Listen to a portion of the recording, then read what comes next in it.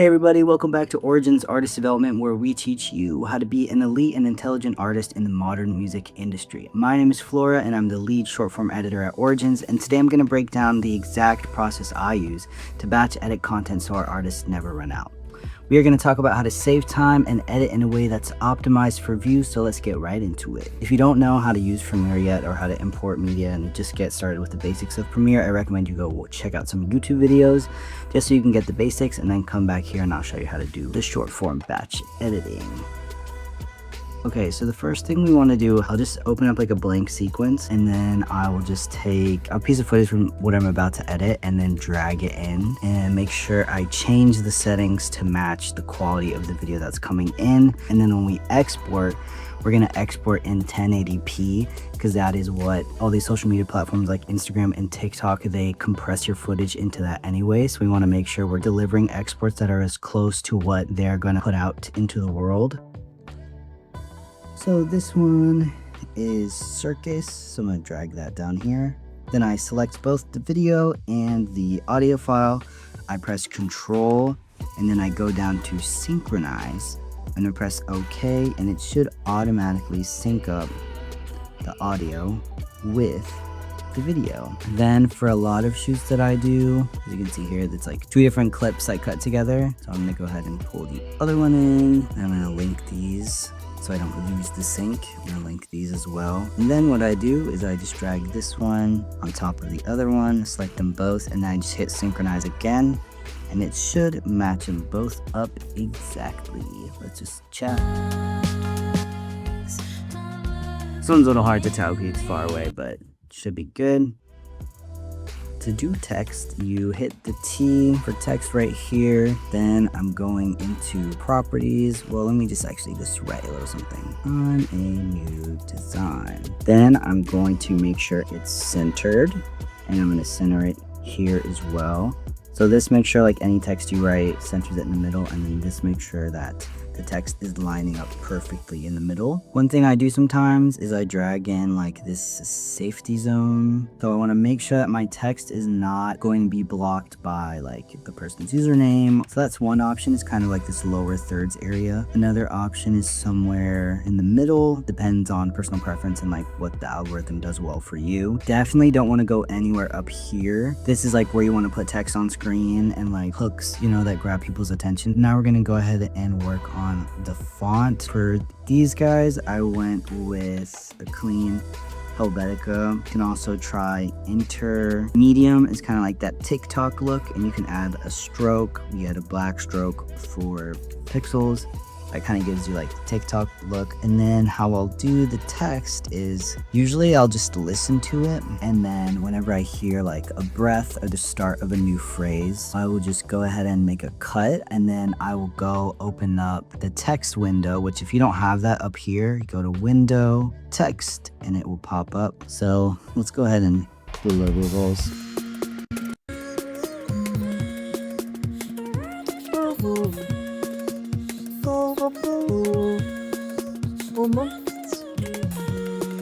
Okay, cool. So we'll just do that first verse. So she says, I'm a new design, a walking for sale sign. Then I come here into the text window and I paste the next part in. Usually I try to do all lowercase because it just looks cleaner. Then I'll go ahead and I'll check and make sure that the timing is on. Our rule of thumb is usually we want the lyrics to come on screen about a second before you actually hear them, so then it's easier to read. And then also if it feels like a phrase is a little long, like this one is kind of okay, but maybe if you want to, you can split it up. And then I come over here in the text window and I just delete the part I don't want, and I paste it here. What's cool about this is now anytime I have another clip of another video where they're using this verse, I can just copy and paste it to where I want. And then I can also like adjust it, so like copy and paste the new stuff here. What I would do is I would just go into effect controls and I would move it down, probably like maybe somewhere more here for this one. I click on vector motion and I click copy, and then I select all my new text and I press Command V or paste, and then all the text is down here too, which is awesome and makes it really easy to just copy text from one place and paste it over to the next video, which is, as you can see, like basically what I do with all these. What's also really awesome about Premiere that I don't have the capabilities to do in other editing software like DaVinci is, say the client is not messing with the text, I can select all this text here. I can go into properties and I can change the fonts, and I can even go as far as to add a stroke.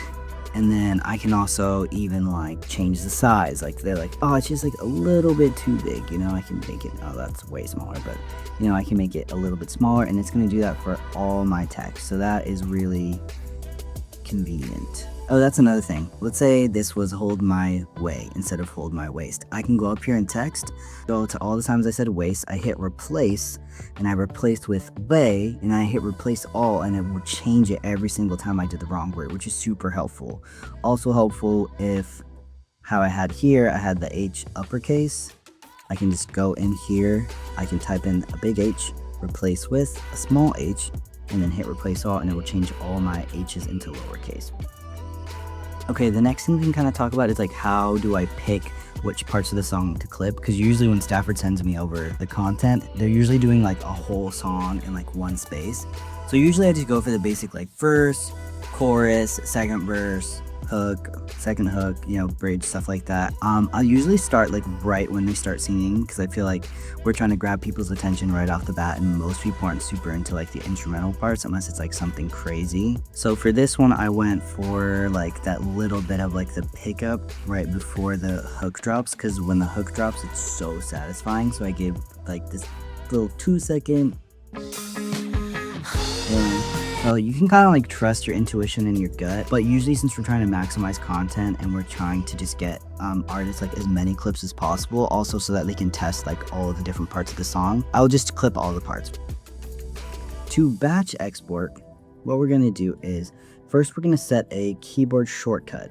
So go to your keyboard shortcuts, then we're going to go for nest. So I'm going to drag nest onto the letter N on my keyboard, so that when I hit the letter N, it will just automatically nest my little clip right here. So I'm going to highlight this, I'm going to hit M, and we're going to call this one Motorway 1.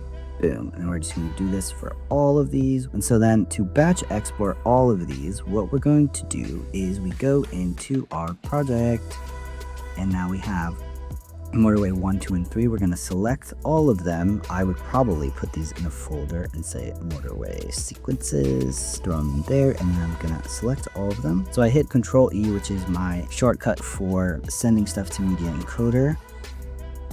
And then boom, all of our little clips are going to be sent to Media Encoder here, all of our individual little edits. And then I have built a preset specifically for these short form videos called 1080p 60-bit. My computer is weird and like exports like kind of not exactly how the picture looks, so I have turned these things on to make sure that my picture like looks the same as it does in Premiere. And I had downloaded this like LUT that I heard is good for making sure things look the same in Premiere and also on the export and also to the phone.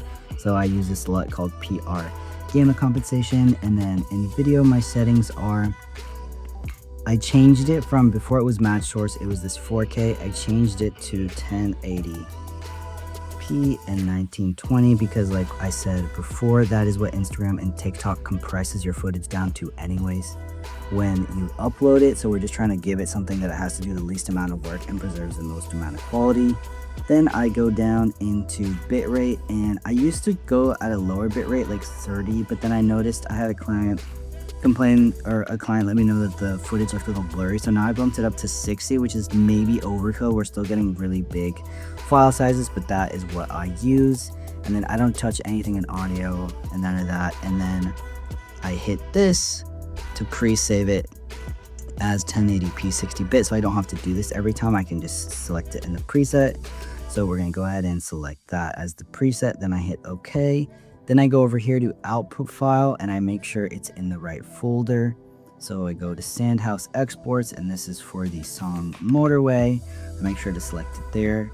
And then usually for name filing, like I try to go by the song name, and then I do 1 to make sure I know for myself that this is the first clip I have in my sequence Motorway, and then I do like what part of the song it is. So this was verse 1. I'm not going to actually export it because I already have it here, but I would hit save, and then I go ahead and press start queue, and then it's just gonna render out every single thing I have here, and then I can keep editing or do something else while this is exporting all of them for me, which is super helpful. So once your stuff is exported, you're basically going to want to airdrop the footage to your phone. Make a folder, put all your edits in there so that you have one place on your phone where you can go to these edits anytime you need to post anything. If you're delivering to clients, I use Dropbox or Frame.io, and I usually label the folder by the artist's name and then have each song individually in a separate folder. If you're just doing this for yourself, just a folder on your phone is more than fine. But yeah, that is how I batch edit hundreds of videos for artists to post on their social medias. Even though editing is extremely important for getting more views on social media, shooting content the right way is crucial. If you want to learn how to make content that actually works, click the link in the description to get instant access to a 2-hour training and some other goodies to help you level up your content game. By the way, if you use the code EDITS, you'll get an extra 20% off when you grab the bundle. Yeah, I hope this was helpful. I hope you learned some tips and tricks on how to batch edit content for social media. If you have any questions or anything you want to learn more about, any other tricks specifically that you're looking for, or anything that you've seen us post that you'd be interested in learning how to do, drop a comment below and maybe I'll make another video showing you guys how to do some of the tips and tricks. All right, see you in the next video.